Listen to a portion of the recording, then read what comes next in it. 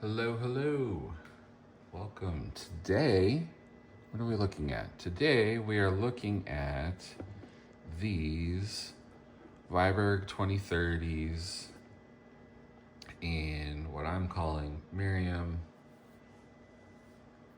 Naturale Horsebutt. So I picked these up. These came from the same recent warehouse sale via proxy, the proxy guys on the WeChat. And I didn't buy them directly from the proxies, but got these from my boot buddy Roger, who I've made a lot of purchases and sales to back and forth because we have similar foot size. And I was actually, wanting a light colored boot because that's kind of missing a little bit, but I don't really need these, but they're nice. They look nice. He got these from the warehouse sale from the proxies, and so I bought them from him. He actually was told that this is Horween Horsebutt, which I don't even think that's really a thing, just as Horween Horsebutt. I know I have to probably look into it more, but that confused me just because I thought there was that work shoe butt. They obviously make shell. They make a chrome tanned horse hide. Horween does, which I have, and on a couple different boots, which is really nice. But just a straight horse butt, I don't think so. And literally, as soon as I got them, I smelled them, and they smell exactly like all of the other Maryam horsebutt that I have, which I have a bunch of. And I think at some point I'll do a video just comparing all of the different Maryam horsebutt, because every single one of them is completely different. It's sort of wild how different they are.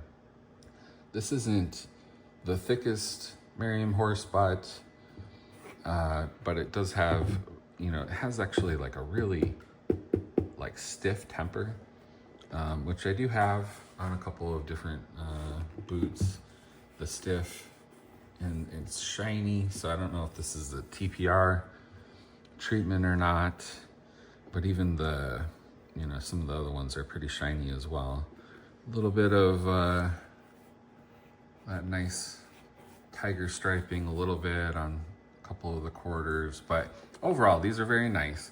The toe structure is really hard, which is not a semi-structured. This is fully structured, very stiff. And like I said, vamps are just pure shell intact. So these are gonna, break in and roll beautifully. I have no doubt about it. I've worn these, maybe 3 or 4 times now. This is what the vamp looks like still. Like these are not creasing at all.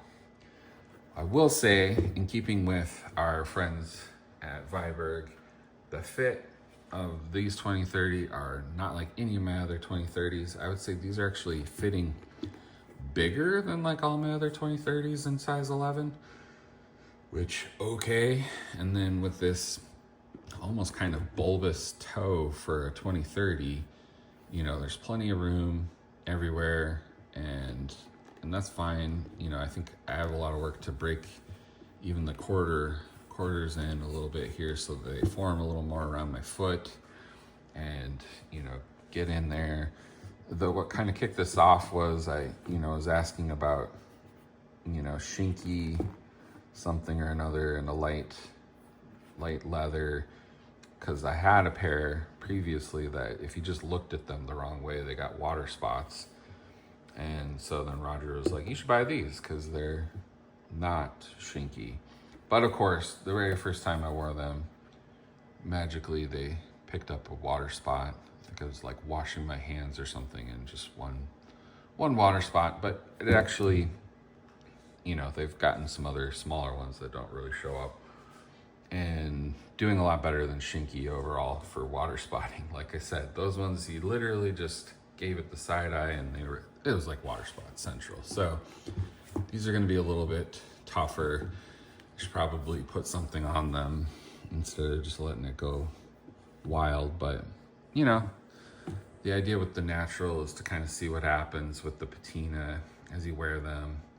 I have enough boots that I, probably can just not baby these and like go for it and wear them in and see what happens.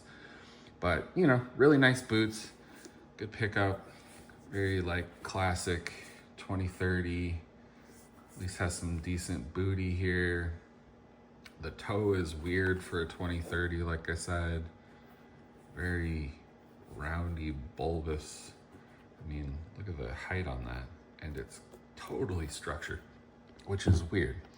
So, why not? Choose your own adventure. Viberg always good for being consistently inconsistent. I still like them, happy with them. I just need to wear them in. I can do a follow-up video later after they get some miles on them. But I just wanted to pop these up, take a look at them. Really dense stitching here, obviously.